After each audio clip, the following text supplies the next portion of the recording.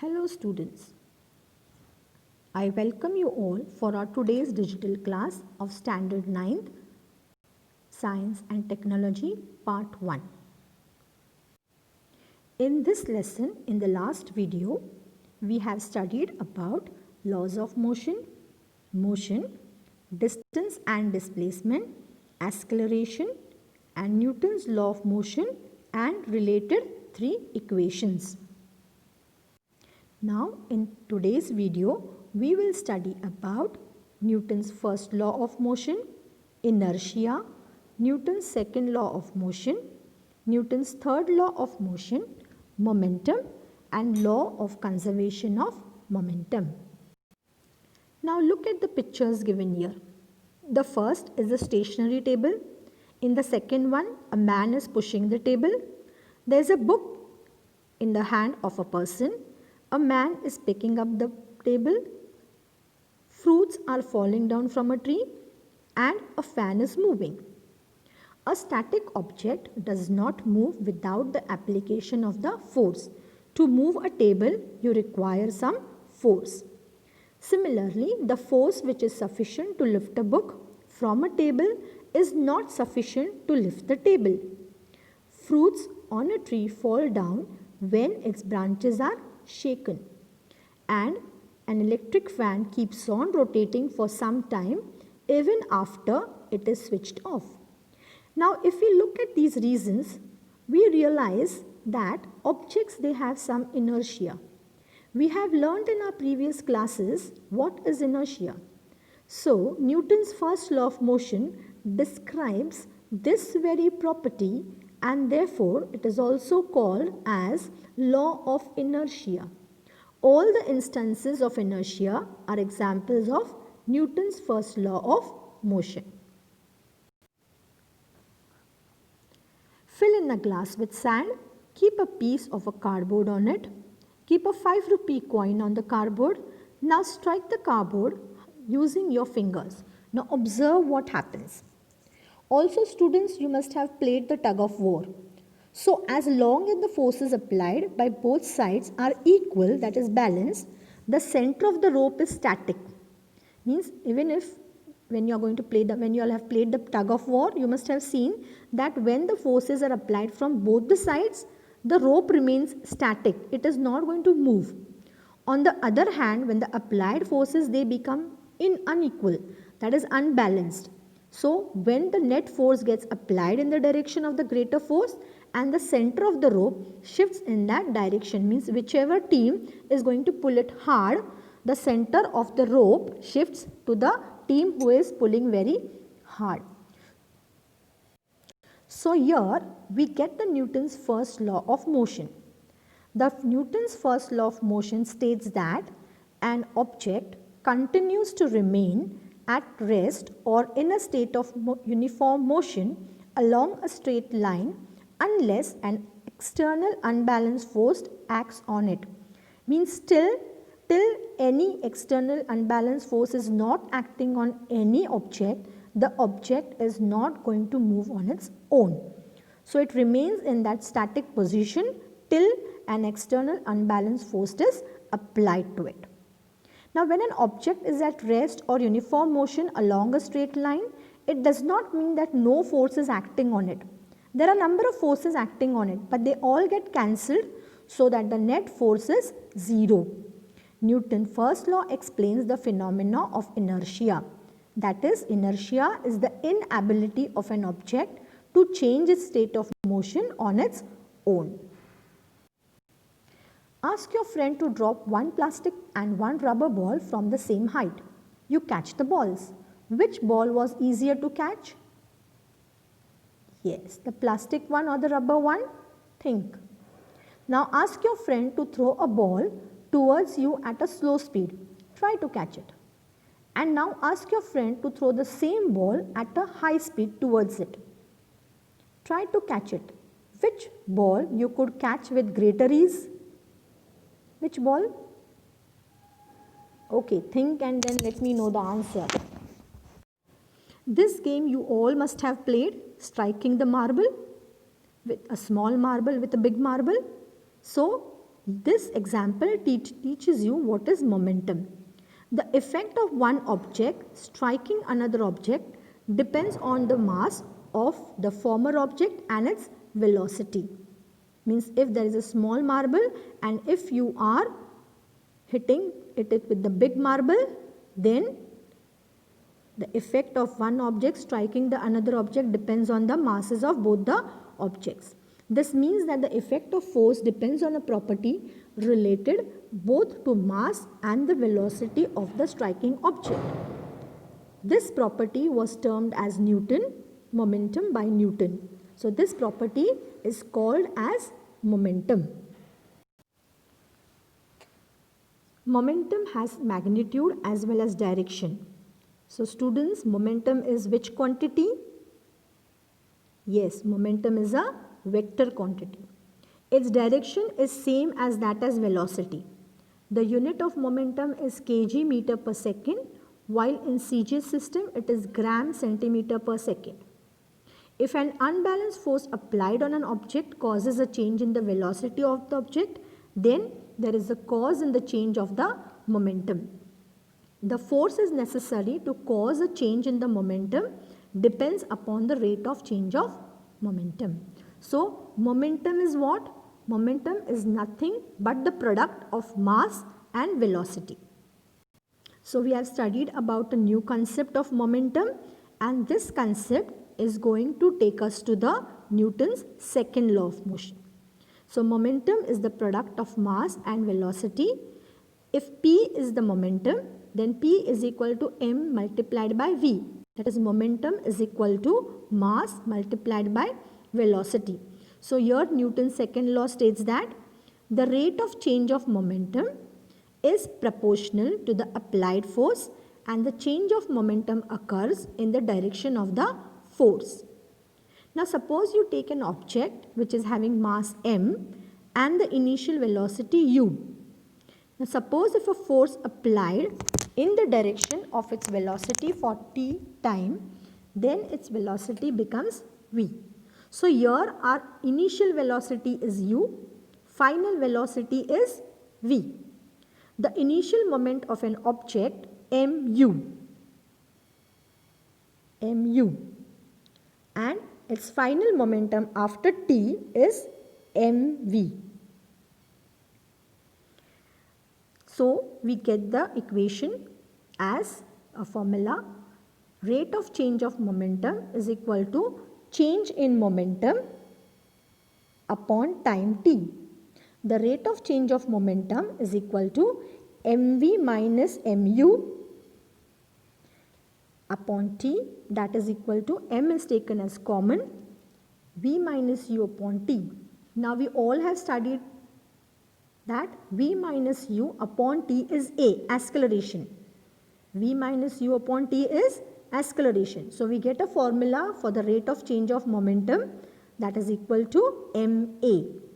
Now according to Newton's second law of motion, the rate of change of momentum is proportional to the applied force. Therefore ma is proportional to f. Now if f is taken as constant, then we get a formula for momentum, that is f is equal to m multiplied by acceleration, ma. So we get a formula: force is equal to ma.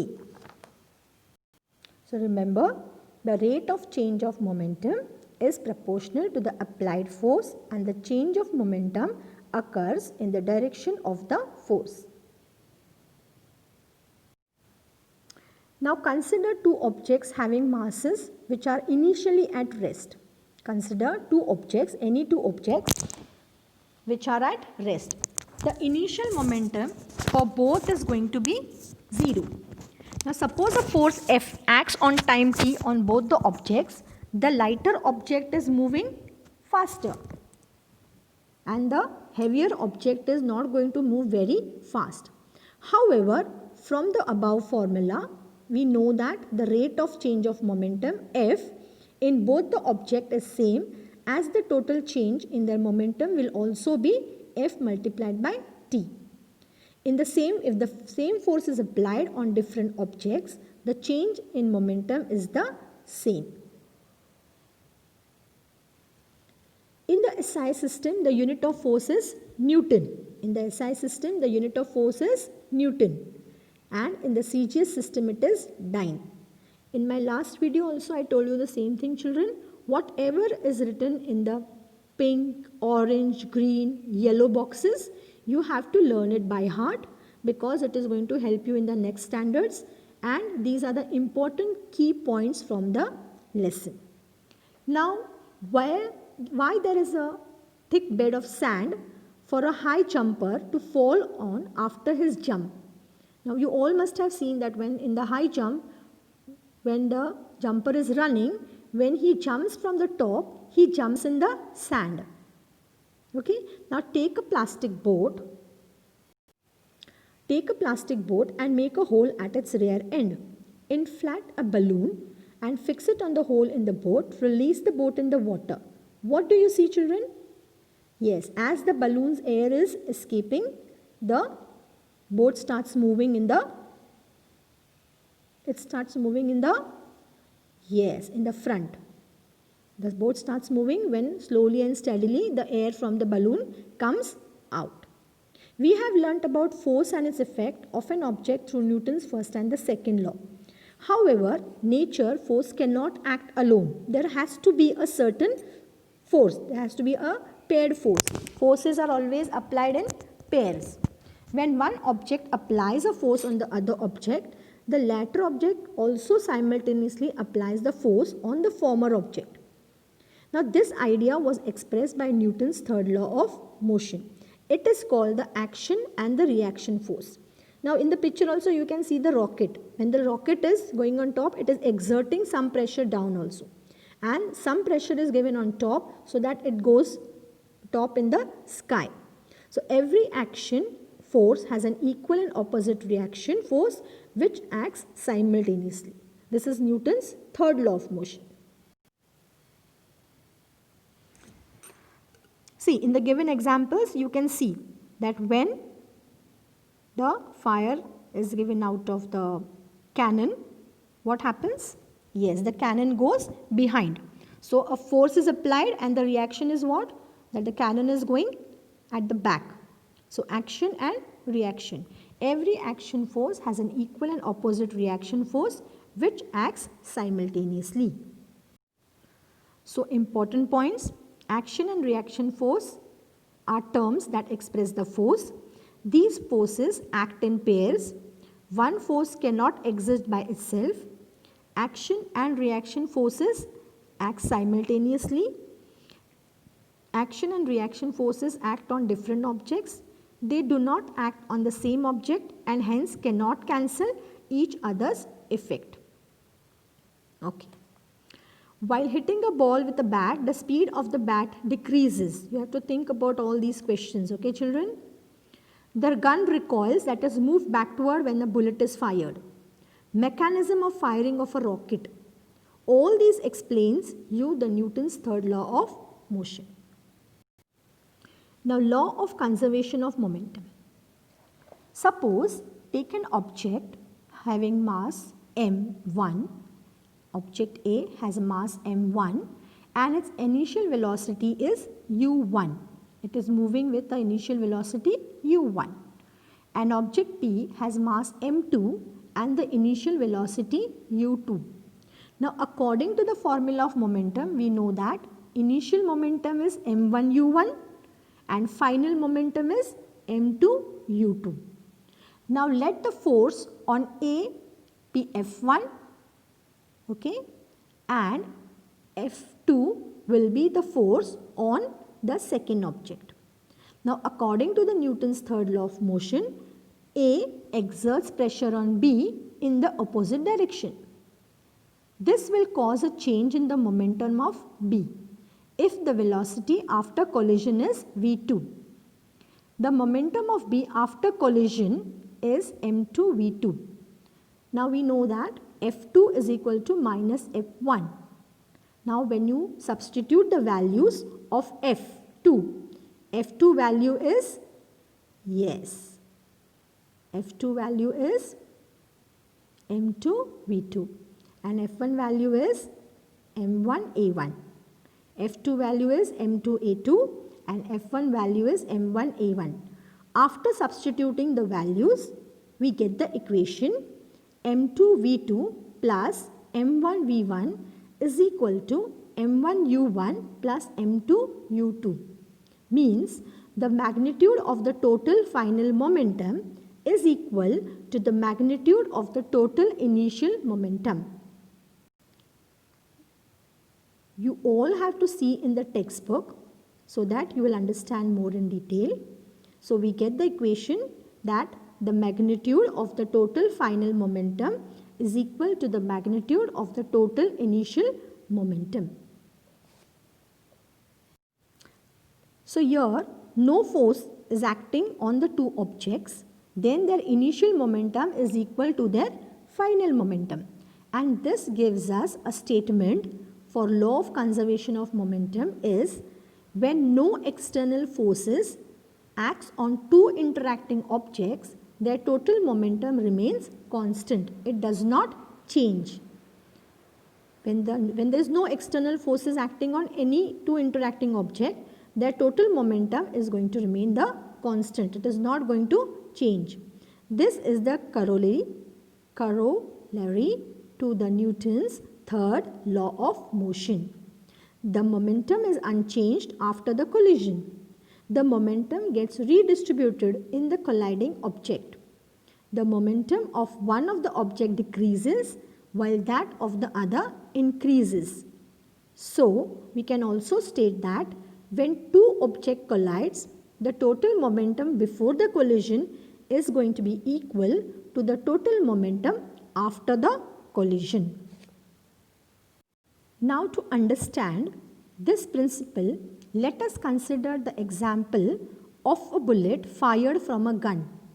When a bullet of mass m1, the mass of bullet is m1 and the mass of gun is m2, its velocity becomes v1 and its momentum is m1 v1.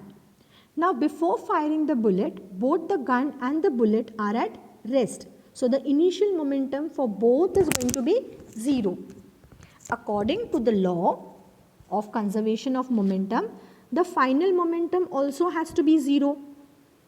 Thus, the forward moving bullet causes the gun to move backward.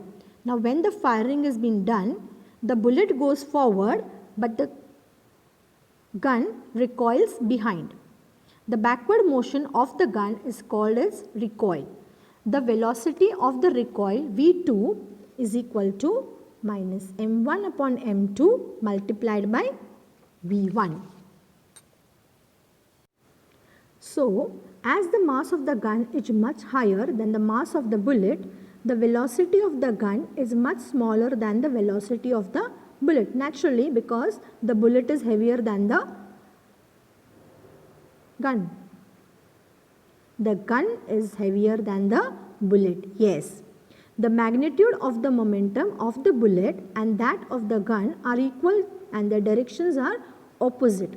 Thus, the total momentum is going to remain constant. Now, this total momentum is also constant during the launch of a rocket. So, today we have studied about Newton's first law of motion, which is also termed as inertia. The first law states that an object continues to remain at rest or in a state of uniform motion along a straight line unless an external unbalanced force acts on it. Newton's second law of motion, the rate of change of momentum is proportional to the applied force and change of momentum occurs in the direction of the force. Newton's third law, every action force has an equal and opposite reaction force which acts simultaneously. Next, momentum. Yes, the momentum is the product of mass and velocity of an object. The last point which we studied is the law of conservation of momentum. When no external force acts on two interacting objects, their total momentum remains constant and it does not change. It also can be stated as when two objects collide, the total momentum before collision is equal to the total momentum after the collisions. You will also revise the lesson. All the laws will be written in your notebook. You will learn them by heart, and whichever points are written in the colored boxes will be copied in the notebook. Stay home, stay safe. Thank you.